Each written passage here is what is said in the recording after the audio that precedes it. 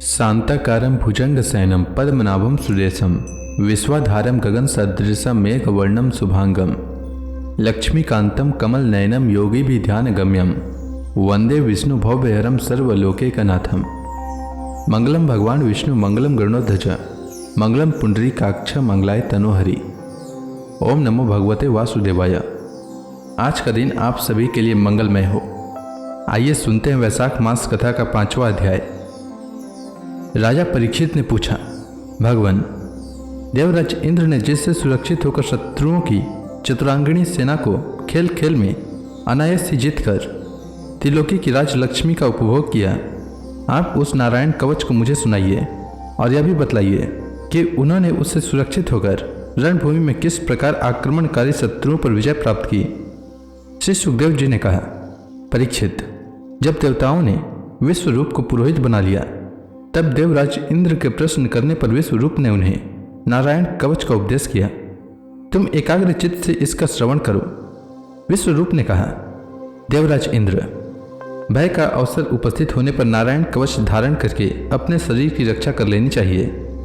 उसकी विधि यह है कि पहले हाथ पैर धोकर आचमन करें, फिर हाथ में कुश की पवित्र धारण करके उत्तर मुंह बैठ जाएं। इसके बाद कवच धारण पर्यंत और कुछ न बोलने का निश्चय करके पवित्रता से ओम नमो नारायणाय और ओम नमो भगवते वासुदेवाय इन मंत्रों के द्वारा हृदयादि अंगन्यास तथा अंगुष्ठादि करणन्यास करें। पहले ओम नमो नारायणाय इस अष्टाक्षर मंत्र के ओम आदि 8 अक्षरों का क्रमशः पैरों, अंगूठों, जांघों, पेट, हृदय, वक्षस्थल, मुख और शीर्ष न्यास करें, अथवा पूर्वोक्त मंत्र के मकार से लेकर ओमकार पर्यंत 8 अक्षरों का सिर से आरंभ करके उन्हीं 8 अंगों में विपरीत क्रम से न्यास करें। तदंतर ओम नमो भगवते वासुदेवाय इस द्वादशाक्षर मंत्र के ओम आदि 12 अक्षरों का दाईं तर्जनी से बाईं तर्जनी तक दोनों हाथ की 8 उंगलियों और दोनों अंगूठों की 2-2 गांठों में न्यास करें। फिर ओम विष्णुवे नमः इस मंत्र के पहले अक्षर ओम का हृदय में, वी का ब्रह्मरंध्र में, स का भौहों के बीच में, ण का चोटी में, वे का दोनों नेत्रों में और न का शरीर की सब गांठों में न्यास करें। तदंतर ओम मह अस्त्राय फट कहकर दिग्बंध करें। इस प्रकार न्यास करने से इस विधि को जानने वाला पुरुष मंत्र स्वरूप हो जाता है। इसके बाद समग्र ऐश्वर्य, धर्म, यश, लक्ष्मी ज्ञान और वैराग्य से परिपूर्ण इष्ट देव भगवान का ध्यान करें और अपने को भी तद्रूप ही चिंतन करें। तत्पश्चात विद्या, तेज और तपस स्वरूप इस कवच का पाठ करें।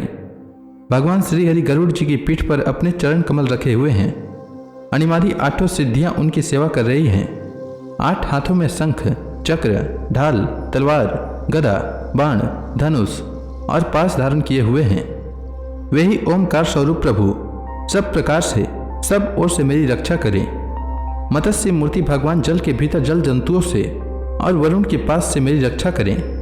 माया से ब्रह्मचारी का रूप धारण करने वाले वामन भगवान स्थल पर और विश्वरूप त्रिविक्रम भगवान आकाश में मेरी रक्षा करें। जिनके घोर अट्टहास से सब दिशाएं गुंज उठी थी, वे दैत्य युद्धपतियों के शत्रु भगवान नृसिंह किले, जंगल, रणभूमि आदि विकट स्थानों में मेरी रक्षा करें। अपनी दाढ़ों पर पृथ्वी को धारण करने वाले यज्ञ मूर्ति वारा भगवान मार्ग में परशुराम जी पर्वतों के शिखरों पर और लक्ष्मण जी के सहित भरत के बड़े भाई भगवान रामचंद्र प्रवास के समय मेरी रक्षा करें। भगवान नारायण मारण, मोहन आदि भयंकर अभिचारों और सब प्रकार के प्रमादों से मेरी रक्षा करें। ऋषि श्रेष्ठ नर गर्भ से, योगेश्वर भगवान दत्तात्रेय योग के विघ्नों से और त्रिगुणाधिपति भगवान कपिल कर्म बंधनों से मेरी रक्षा करें। परमर्षि सनत कुमार कामदेव से, अग्रीव भगवान मार्ग में चलते समय देव मूर्तियों को नमस्कार आदि न करने के अपराध से, देवर्षि नारद सेवापराधों से और भगवान कच्छप सब प्रकार के नरकों से मेरी रक्षा करें। भगवान धन्वंतरी कुपथ्य से, जितेंद्रिय भगवान ऋषभ देव सुख दुख आदि भयदायक द्वंद्वों से, यज्ञ भगवान लोकापवाद से, बलराम जी मनुष्य कृत कष्टों से और श्री शेष जी क्रोधवश नामक सर्पों के गण से मेरी रक्षा करें। भगवान श्री कृष्ण द्वैपायन व्यास जी अज्ञान से तथा बुद्ध देव पाखंडियों से और प्रमाद से मेरी रक्षा करें। धर्म रक्षा के लिए महान अवतार धारण करने वाले भगवान कल की पाप बहुल कली काल के दोषों से मेरी रक्षा करें। प्रातःकाल भगवान केशव अपनी गदा लेकर कुछ दिन चढ़ आने पर भगवान गोविंद अपनी बांसुरी लेकर दोपहर के पहले भगवान नारायण अपनी तीक्ष्ण शक्ति लेकर और दोपहर को भगवान विष्णु चक्र राज सुदर्शन लेकर मेरी रक्षा करें। तीसरे प्रहर में भगवान मधुसूदन अपना प्रचंड धनुष लेकर मेरी रक्षा करें। सायंकाल में ब्रह्मा आदि त्रिमूर्तिधारी माधव, सूर्यास्त के बाद ऋषिकेश, अर्धरात्रि के पूर्व तथा अर्धरात्रि के समय अकेले भगवान पद्मनाभ मेरी रक्षा करें। रात्रि के पिछले प्रहर में श्रीहरि, उषा काल में खड़गधारी भगवान जनार्दन, सूर्योदय से पूर्व श्री दामोदर और संपूर्ण संध्याओं में काल मूर्ति भगवान विश्वेश्वर मेरी रक्षा करें। सुदर्शन, आपका आकार चक्र की तरह है। आपके किनारे का भाग प्रलयकालीन अग्नि के समान अत्यंत तीव्र है। आप भगवान की प्रेरणा से सब ओर घूमते रहते हैं। जैसे आग वायु की सहायता से सूखे घास फूस को जला डालती है, वैसे ही आप हमारी शत्रु सेना को शीघ्र से शीघ्र जला डालिए। कौमुद की गदा, आपसे छूटने वाली चिनकारियों का स्पर्श वज्र के समान असह्य है। आप भगवान अजित की प्रिया हैं और मैं उनका सेवक हूँ, इसलिए आप कुष्मांड, विनायक, यक्ष, राक्षस, भूत और प्रेत आदि ग्रहों को अभी कुचल डालिए तथा मेरे शत्रुओं को चूर चूर कर दीजिए। शंखश्रेष्ठ, आप भगवान श्री कृष्ण के फूंकने से भयंकर शब्द करके मेरे शत्रुओं का दिल दहला दीजिए तथा यातुधान, प्रमथ, प्रेत, मातृका, पिशाच तथा ब्रह्म राक्षस आदि भयावने प्राणियों को यहाँ से झटपट भगा दीजिए। भगवान की प्यारी तलवार, आपकी धार बहुत तीक्ष्ण है। आप भगवान की प्रेरणा से मेरे शत्रुओं को छिन्न भिन्न कर दीजिए। भगवान की प्यारी ढाल, आप में सैकड़ों चंद्राकार मंडल है। आप पाप दृष्टि पापात्मा शत्रुओं की आंखें बंद कर दीजिए और उन्हें सदा के लिए अंधा कर दीजिए। सूर्य आदि ग्रह, धूमकेतु आदि केतु, दुष्ट मनुष्य, सर्पादि रेंगने वाले जंतु, डालों वाले हिंसक पशु, भूत प्रेत आदि तथा पापी प्राणियों से हमें जो जो भय हो और जो जो हमारे मंगल के विरोधी हो, वे सभी भगवान के नाम रूप तथा आयुधों का कीर्तन करने से तत्काल नष्ट हो जाएं। बृहद, रथंतर आदि सामवेदीय स्तोत्रों से जिनकी स्तुति की जाती है, वे वेद मूर्ति भगवान गरुड़ और विश्वक्सेन जी अपने नामोच्चारण के प्रभाव से हमें सब प्रकार की विपत्तियों से बचाएं। श्रीहरि के नाम रूप वाहन, आयुध और श्रेष्ठ पार्षद हमारी बुद्धि, इंद्रिय, मन और प्राणों को सब प्रकार की आपत्तियों से बचाएं। जितना भी कार्य अथवा कारण रूप जगत है, वह वास्तव में भगवान ही है।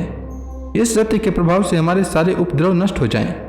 जो लोग ब्रह्म और आत्मा की एकता का अनुभव कर चुके हैं, उनकी दृष्टि में भगवान का स्वरूप समस्त विकल्पों और भेदों से रहित है। फिर भी वे अपनी माया शक्ति के द्वारा भूषण, आयुध और रूप नामक शक्तियों को धारण करते हैं। यह बात निश्चित रूप से सत्य है। इस कारण सर्वज्ञ सर्वव्यापक भगवान श्रीहरि सदा सर्वत्र सब स्वरूपों से हमारी रक्षा करें।